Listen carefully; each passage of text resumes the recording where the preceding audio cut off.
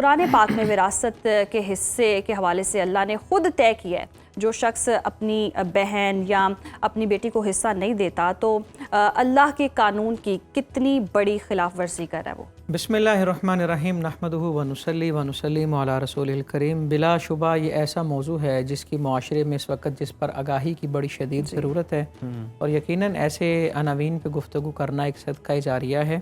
اگر کسی ایک کا بھی بھلا ہوگا تو ہم سمجھتے ہیں ہمارے لیے سرمایہ آخرت بن جائے گا۔ بالکل۔ قرآن پاک میں وراثت کے باقاعدہ احکام اللہ نے سورہ نساء میں نازل فرمائے۔ وہاں پر 12 لوگوں کا ذکر ہے جنہیں اصحاب الفروض کہتے ہیں۔ اصحاب الفروض کا مطلب ہے یہ 12 لوگ وہ ہیں جن کے حصے اللہ نے فرض کر دیے، ان کے حصے میں کمی نہیں ہو سکتی، بیشی نہیں ہو سکتی، یہ حصے فرض ہو گئے ہیں، یہ معاف کریں بھی تو معاف نہیں ہو سکتے، انہیں ریسیو کرنا ہی ہوگا، لے کر پھر کچھ چھوڑیں یا واپس کریں وہ ایک الگ بات ہے۔ اور مزے کی بات یہ ہے، لطیف بات یہ ہے کہ ان 12 لوگوں میں سے 8 خواتین ہیں اور 4 مرد ہیں۔ اچھا، ان 12 اصحاب الفروض میں سے 8 خواتین ہیں اور 4 مرد ہیں، جو کہ خاتون وہ ہے جس کی حیثیت معاشرے میں مختلف ہیں، بہن بھی ہے، بیٹی بھی ہے، بیوی بھی ہے، ماں بھی ہے۔ تو ان تمام کو مد نظر رکھتے ہوئے خواتین کے جو حصے مقرر کیے، اور آیات کا اختتام اس بات پہ ہوتا ہے، اللہ فرماتا ہے یہ اللہ کی حد ہے، اور اللہ کی حد کو توڑنے والا اپنے اوپر ظلم کرتا ہے۔ اب ظاہراً تو کوئی شخص یہ بلیک میل کر لیتا ہے کہ جی آپ کو بھائی چاہیے کہ آپ کو حصہ چاہیے، ٹھیک ہے، ایموشنلی بلیک میل کر لیتے ہیں، وہ ایسے معاف کر بھی دیں تو معاف نہیں ہوگا۔ کئی بڑے فخر سے کہتے ہیں جی ہم نے معاف کروا لیا تو معاف نہیں ہوگا۔ کئی کہتے ہیں جی ہم آپ کو عمرہ کروا دیں گے آپ نہ لیں، کئی کہتے ہیں جی آپ کو یہ لے دیں گے آپ یہ نہ لیں، ایسا نہ کرے، تو ایسا کچھ نہیں ہوگا۔ معاف کرنے سے معاف نہیں ہوگا، وہ لینا ہوگا۔ جس نے جتنی زمین کسی کی ہتھیائی ہے، ایک بالش زمین بھی کسی کی ہتھیائی ہے، تو اس کا توق بنا کے اللہ گردن میں ڈالے گا اور پھر اسے جہنم میں پھینکا جائے گا۔ اور جس نے کسی کے 3 پیسے مارے ہوں، 1 روپے میں 100 پیسے ہوتے ہیں، 3 پیسے مارے ہوں تو اسے قیامت کے دن ان 3 پیسوں کی عوض 700 نمازیں دینی ہوں گی جو قبول ہوں گے، اور اگر نہیں ہیں تو پھر اتنے اس کے گناہ لینے ہوں گے۔ تو نبی اکرم صلی اللہ علیہ وآلہ وسلم نے پوچھا صحابہ سے، بتاؤ دیوالیہ کس کا ہوتا ہے؟ عرض کیا حضور جس کے پاس جو زیرو ہو جائے۔ آپ نے فرمایا نہیں، دیوالیہ اس شخص کا ہوگا، قیامت میں آئے گا، اتنے پہاڑ ہوں گے اس کے عملوں کے، نیکیوں کے، وہ جنت جانے لگے گا، اسے روک دیا جائے گا اور کہا جائے گا ابھی حق داروں کا حق دینا ہے۔ تو اس وقت تو ہوگا کچھ نہیں، وہ نیکیاں دیتا رہے گا، نیکیاں ختم ہو جائیں گی لیکن حق دار ختم نہیں ہوں گے، اب ان کے گناہ لینا شروع کرے گا۔ جتنے پہاڑ اس کے پاس نیکیوں کے تھے اس سے زیادہ انبار گناہوں کے لگ گیا۔ آپ نے فرمایا دیوالیہ اس شخص کا ہوگا اور گھاٹے میں وہ شخص ہوگا۔ دنیا کی زندگی بڑی مختصر ہے، بڑی مختصر زندگی ہے، تو لہٰذا اس مختصر سی زندگی میں اللہ کے معاملات کی کبھی بھی خلاف ورزی نہ کرے انسان نے، کہہ کہ نہیں یہ دیکھنے کے لیے نماز روزہ نہیں دیکھا جائے گا، یہ ضرور دیکھا جائے گا کہ اس نے کسی کا حصہ کھایا کہ نہیں کھایا۔ تو لہٰذا ان ساری باتوں کو مد نظر رکھنا بہت ضروری ہے۔ ان بیٹیوں کو بھی، ان بہنوں کو بھی کیا پیغام دینے کی ضرورت ہے جو بعض اوقات بھائی نہیں بھی کہتے لیکن انہیں تیور نظر آ جاتے ہیں، وہ مروت میں معاف کر دیتی ہیں اور اپنا حصہ نہیں لیتے؟ دیکھیں جی، معاف کرنے سے تو معاف یہ ہوگا ہی نہیں، ٹھیک ہے، مروت میں معاف کریں، چاہے اسٹامپ کے طور پہ لیں، اللہ کو تو دھوکہ نہیں دیا جا سکتا نا، وہاں اسٹامپ نہیں چلے گا، وہ جو بھی کر لیں وہ معاف نہیں کیا جا سکتا۔ البتہ یہ ضرور ہو سکتا ہے اگر بھائی مالی طور پر، مالی اعتبار سے کمزور ہے پھر بھی، دیکھیں مالی طور پہ اگر کمزور ہے تو پھر وراثت کس چیز کی؟ وہ بھائی کی تو ہے ہی نہیں نا۔ وراثت تھی، مضبوط تھی، مکان تھا تو وہی تقسیم ہونا ہے نا۔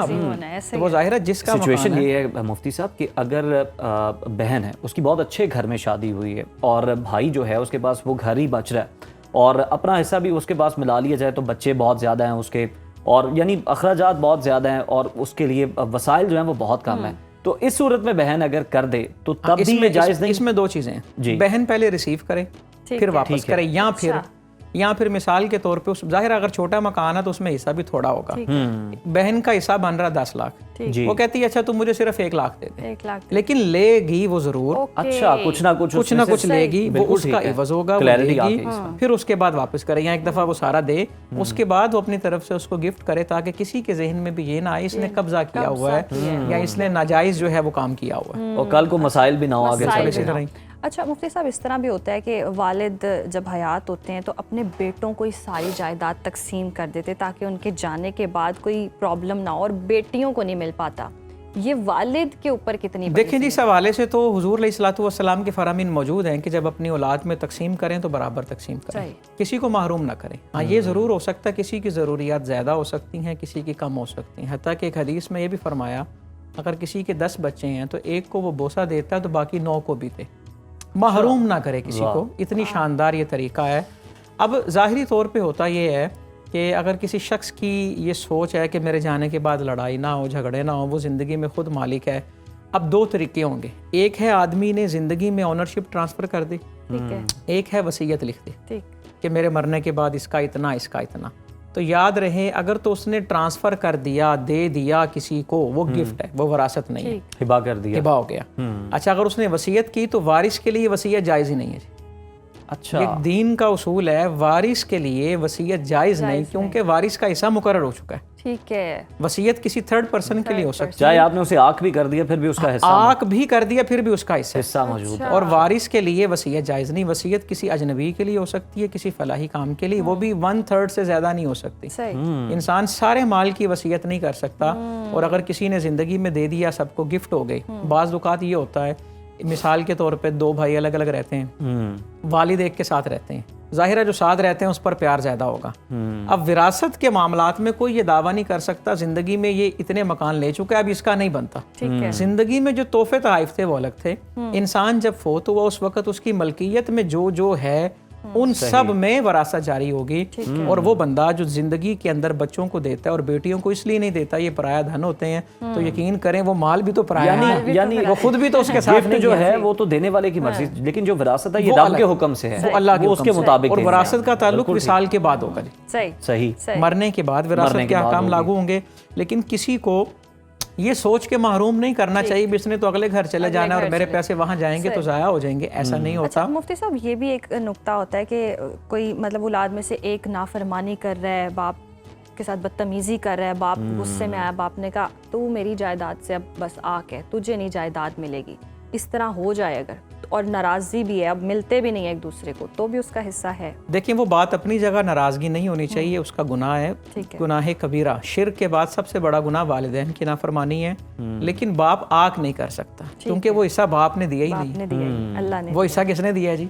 اللہ نے دیا ہے، تو اللہ کا حصہ جو ہے وہ کوئی آنکھ اسے نہیں کر سکتا۔ صحیح، زبردست۔ اچھا اگر یہ اس طرح کا کوئی تنازع پیدا ہو جائے تو پھر بہنوں کو کیا شرعی طور پر راستہ اختیار کرنا چاہیے؟ دیکھیے سب سے پہلے تو اس دور کے تقاضے میں حکمت عملی سے بہتر کوئی چیز نہیں ہے۔ اچھا، حکمت عملی بہت ضروری ہے۔ ابھی دیکھیں کل پرسوں کی خبر کہ تلخ کلامی ہوئی کہ دیور نے بھابھی کا قتل کر دیا، صرف ایک ذرا سی بات پہ تلخ کلامی۔ تو حکمت عملی ہو، اور کسی بھی چیز کا مطالبہ، وہ بڑا خوبصورت کسی نے کہا نا، لفظ آتش فشاں نہیں ہوتے، لہجے آگ لگا دیتے ہیں۔ ظاہر ہے ایک چیز 20 سال سے دبی ہوئی ہے تو اس کو 20 منٹ میں حل نہیں کیا جا سکتا، اس کو سٹیپ بائی سٹیپ، درجہ بدرجہ کسی کنسلٹنٹ سے رہنمائی لیں جو اس فن کا ماہر ہے، جو قانونی پیچیدگیاں سمجھتا ہے، شرعی مسائل سمجھتا ہے، ان سے رہنمائی لیں۔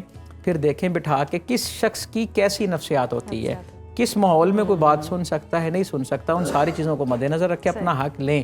حق کوئی بھی نہ چھوڑے، لیکن اس کا انداز یہ ہے کہ اس طرح سے، کیونکہ قرآن کہتا ہے کہ دشمن کے ساتھ بھی معاملہ اس طرح کریں کہ وہ بعد میں آپ کا دوست ہو جائے۔ یہاں پر تو ہیں بہن بھائی، یہاں پر تو ہے قرابت والی رشتہ داریاں کہ مکان تقسیم ہو جائے اور بعد میں رشتے بھی الگ الگ ہو جائیں، جدا ہو جائیں، ایسا نہیں ہونا چاہیے۔ حکمت عملی کے ساتھ، اور وہ لوگ جو مادہ پرست ہیں، جو سمجھتے ہیں کہ صرف یہی چیزیں ہیں جو تعلق بناتے ہی پیسوں کی وجہ سے، انہیں سبق لینا چاہیے، درس عبرت لینا چاہیے کہ انسان وہ بڑا بہت خوبصورت جملہ ہے، ہائے انسان تیری خستہ حالی، آیا خالی، رہا خالی، گیا خالی۔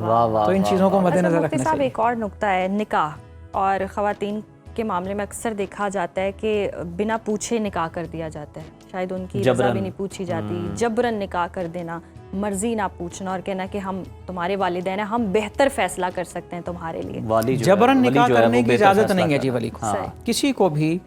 نبی اکرم صلی اللہ علیہ وآلہ وسلم نے فرمایا کہ لڑکی سے اجازت لی جائے گی، اس کا ولی اجازت لے گا۔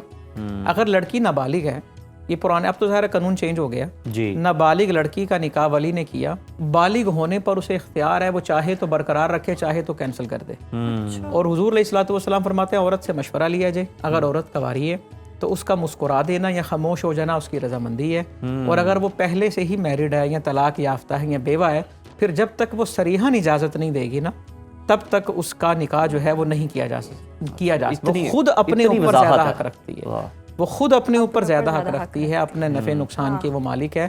اسے خود اس بار میں دیکھیں نا, نبی اکرم صلی اللہ علیہ وآلہ نکاح کا پرپوزل حضرت خدیجہ نے خود دیا تھا.